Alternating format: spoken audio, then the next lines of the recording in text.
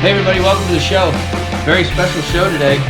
And my very special guest on this July 4th episode is First Sergeant Don Day. Retired Army all the way, 20 years? 20 years. It's a long time to be in the military. And it's probably, I consider it rare to be a 20-year retiree from the military nowadays. So most people enlist, do their 4, and move on. When I first started it, and some of the incentives and stuff, and the things you had to look forward to at the end of retirement was, to me, more than what you have now. And now the ones that's going into the military, they're more up on current affairs and what's going on around the world and stuff, and a lot of them don't want to be involved with the Afghanistan, the Iraqi thing, and all that kind of stuff. And like I say, when I went in, Vietnam was hot, and it was full tilt. Yeah, we're going to talk about it. I knew absolutely nothing about Vietnam when I was drafted into the military. Absolutely nothing. Well, we'll hold off on that because we're going to talk about. I'm going to start with you being a teenager, but speaking of youth, today's a very special day Okay. for Mr. Day. It's his birthday. It is his birthday. Happy birthday! One of the big ones. Big ones. Big 70. He doesn't look a day over like 60 to me. If I can look like that when I'm 70, I'm gonna be super happy. If I even live that long.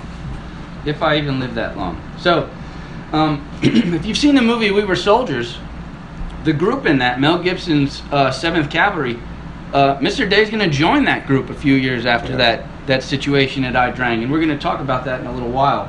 So, before we start though, I always like to ask my Vietnam vets what they were like as a teenager. What I was like, because that's who most of my subscribers are, teenagers. They want to know what the old teenagers were like. well, and like I told you, I grew up in Brandon, which is, during my teenage years, was a typical quote-unquote one-horse town. Everybody knew everybody. On Friday night, every teenager in Brandon was at the same location. Every Saturday night, every teenager in Brandon was at the same location. All 20 of them?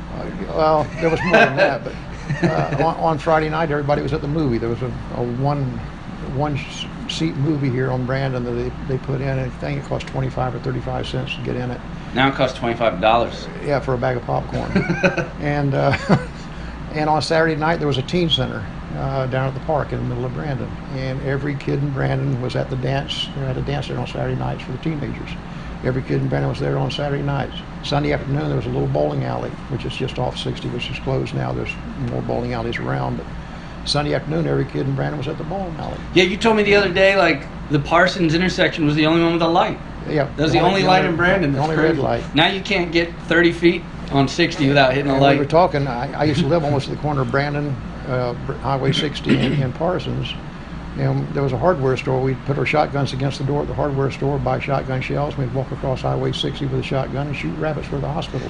So just so you guys caught that, they would leave the gun outside of the store, leaned up on the wall, while they went in to get the bullets for the gun. Right. You ain't doing that today. First off, you ain't walking across 60 with a shotgun without getting mowed down by the cops. That or you have a SWAT team on your ass. Holy moly. Good Lord. Old Brandon. I just moved to this town, so it's neat to hear these stories. It's impossible to try and visualize what Brandon looked like in the activity in the early 60s, even the mid 60s. And I came back from my dad's funeral in 75, and it had exploded. I mean, just gone crazy. When my wife and I started looking for a house, it's like 2 years ago, I vowed that I would never move to Brandon. Yeah. I'm not going anywhere near that mall and that intersection, and now I live in Brandon. Yeah. But the neat thing is I get to write Valrico. So I have a neat memory for you. You came to my room once, and we're going to talk about you going around to schools. You came to my room one day, and you had 2 classes. Mm-hmm. I have a neat story about those 2 classes. So, you know, when Don comes to the classrooms, and we're going to talk about it in a little while, he does a really neat thing where he, as close as you can in a classroom for these students, allows them to maybe feel what it would be like during a battle. One kind of like the one you guys saw when We Were Soldiers. And so he gives them a backpack, he gives them a phone, and he gives what does the other guy get? He's like, well, I use 2 radio operators. They have they're called a PRIC 25, PRC 25. That was your main communications in the jungle, in the field. And then I used one as a platoon leader, a second lieutenant situation. So, you know the two students you used?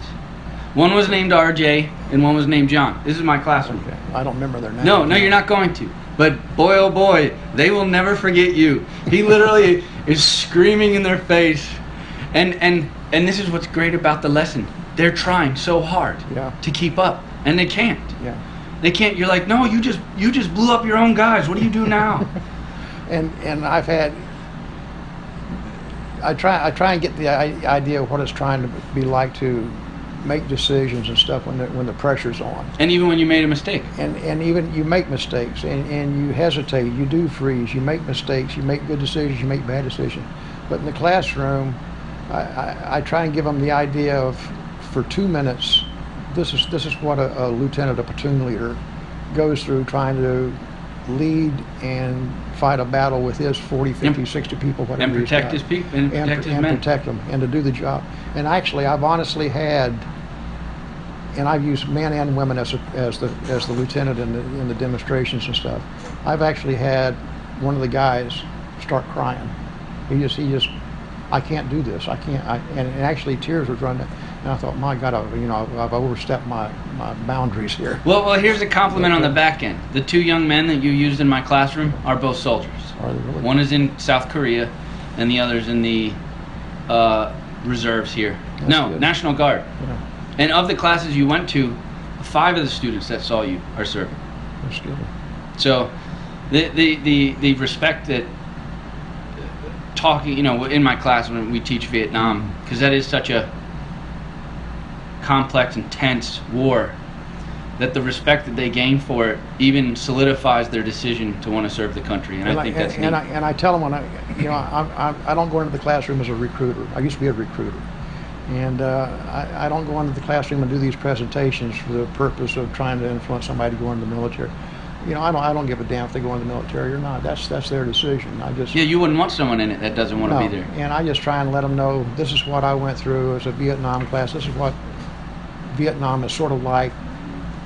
5 minutes or an hour and a half or 2 hours out of a day, a typical bad day.